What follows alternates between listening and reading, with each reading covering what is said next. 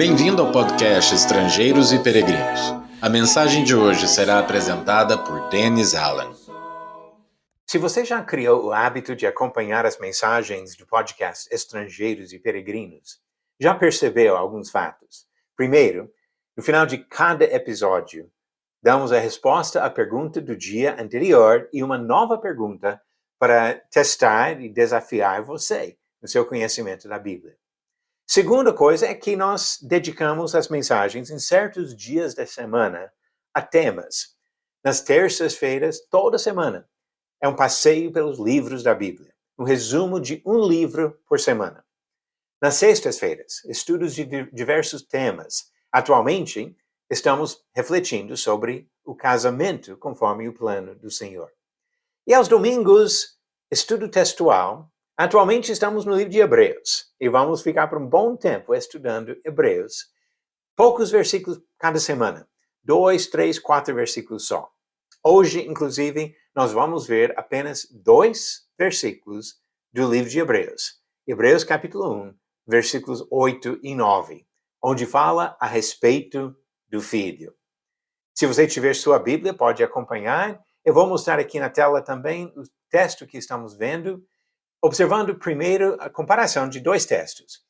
Eu estou usando a NAA, a Nova Almeida Atualizada, mas por comparação, pode ver aqui no caso NVI, Nova Versão Internacional, ou qualquer outra versão que você tiver.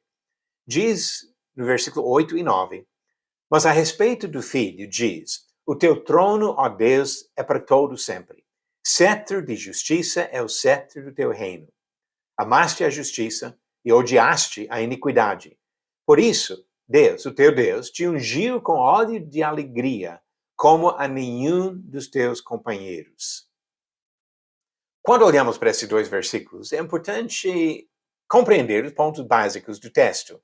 E uma maneira de fazer isso é de fazer perguntas para nós mesmos sobre o que diz o texto. Por exemplo, aqui é uma citação que vem do Antigo Testamento, mas de onde vem esta citação? O teu trono, ó Deus, é para todo sempre. Encontramos essa citação no livro de Salmos, Salmo 45, versos 6 e 7, onde o texto diz exatamente o que ele apresentou aqui. O teu trono, ó Deus, é para todo sempre. Cetro de justiça é o cetro do teu reino. O Senhor, ó Rei, ama a justiça e odeia a iniquidade. Por isso, Deus, o seu Deus, ungiu com óleo de alegria, como a nenhum dos seus companheiros. Então, exatamente o que nós encontramos aqui em Hebreus capítulo 1 é o que vem de Salmo 45. Um salmo que olha para a vinda do Messias, que seria entronizado acima de todos. E assim ele diz, como a nenhum dos seus companheiros. O ponto, em Hebreus capítulo 1, é a superioridade de Jesus a qualquer outro. Seja profetas, seja anjos, daqui a pouco ele vai fazer contraste com Moisés, mas qualquer outro que pode ser comparado a Jesus, Jesus é superior. Só o Pai que fica acima dele, o Pai que o ungiu e colocou nessa posição. Então, uma segunda pergunta, quando ele fala aqui, teu trono, ó Deus, ele fala a respeito de quem? Novamente, o texto é muito claro. A respeito do Filho, diz, o teu trono, ó Deus. É importante isso, porque o autor de Hebreus, inspirado pelo Espírito Santo, afirma que esse texto do Antigo Testamento, dirigido a Deus, fala a respeito de Jesus, do Filho. Jesus é o Deus citado em Salmo 45. E uma terceira pergunta, como é descrito o reino do Filho? E aqui nós vamos observar um pouco mais, porque tem vários pontos aqui. Principalmente, observamos a eternidade do reino. O teu trono, ó Deus, é para todo o sempre. Os reinados dos reis no Antigo Testamento, como reis nos dias atuais, ou rainhas, sempre são limitados pela morte. Saul reinou e morreu. Davi reinou por 40 anos e morreu.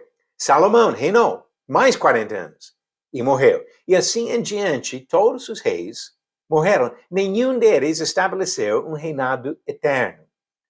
E a mesma coisa acontece nos tempos atuais. A rainha Elizabeth, da Inglaterra, foi o monarca que viveu mais na história daquele país. Mas ela morreu. E agora o filho dela que está reinando. Mas o trono de Jesus é para todo o sempre. Então o reino de Jesus é um reino eterno. Segunda coisa que observamos nesse texto é a qualidade do reino dele. Ele destaca a palavra justiça. Cetro de justiça é o cetro do teu reino. Amaste a justiça e odiaste a iniquidade. Uma outra diferença entre o reino de Jesus e muitos reinos humanos. Sabemos que ao longo da história, muitas vezes, o capricho de homens ruins tem dominado. Estudamos a história do Império Romano, por exemplo, e encontramos diversos imperadores muito corruptos, muito ruins, cruéis. E a mesma coisa ao longo da história em diversos reinos, homens ruins reinando sobre outros. Mas Jesus é justo. Ele ama a justiça e odeia a iniquidade. Que é um grande desafio para nós, porque ele quer súditos que também amam a justiça e odeiam a iniquidade. Deve ser nosso caráter, em imitação do nosso rei. Outro fato que nós observamos sobre a descrição desse reino é que Jesus foi ungido por Deus, por seu Pai. Então aqui ele fala, Deus, o teu Deus. Ele já chamou o Filho de Deus. Jesus é Deus. Mas o Deus de Jesus é o próprio Pai. E é o próprio Pai que ungiu Jesus, que colocou Jesus nessa posição. Já encontramos isso nos versículos anteriores. Quando o Pai diz que tu és meu filho e hoje te gerei, ele fez isso no sentido de exaltar e honrar Jesus, colocar numa posição de soberania. E aqui o próprio Pai que ungiu Jesus para ser o rei justo e eterno. O que podemos concluir desse texto de Hebreus capítulo 1, versículos 8 e 9? Primeiro, que textos do Antigo Testamento que falam para Deus, muitas vezes estão falando para o Filho. E vamos ver outro exemplo disso no próximo episódio, se Deus permitir, na semana que vem. A segunda coisa que observamos é que o reino de Jesus é eterno. E a terceira coisa, Jesus reina com justiça, diferente dos reinos humanos, porque Jesus é o perfeito rei, que ama a justiça e odeia a iniquidade.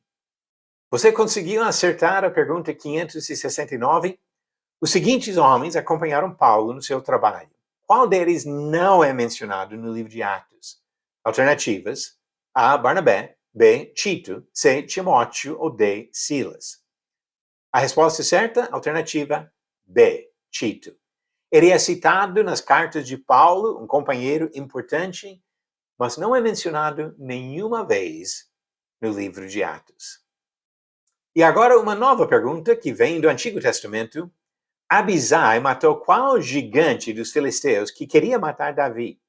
Alternativas: A. Golias, B. Og, C. Anak ou D. Isbi-Benob. Darei a resposta no final do próximo episódio do podcast Estrangeiros e Peregrinos. O estudo de Hebreus reforça nossa convicção sobre a grandeza de Jesus Cristo. Jesus é superior a todas as suas criaturas. E por esse motivo, ele merece nossa obediência, nossa adoração. Porque ele é o eterno e perfeitamente justo Rei sobre todos nós. Obrigado por nos acompanhar nessa jornada pelas Escrituras. Volte amanhã para ouvir mais uma mensagem do podcast Estrangeiros e Peregrinos. Seguimos pelo mundo a viajar.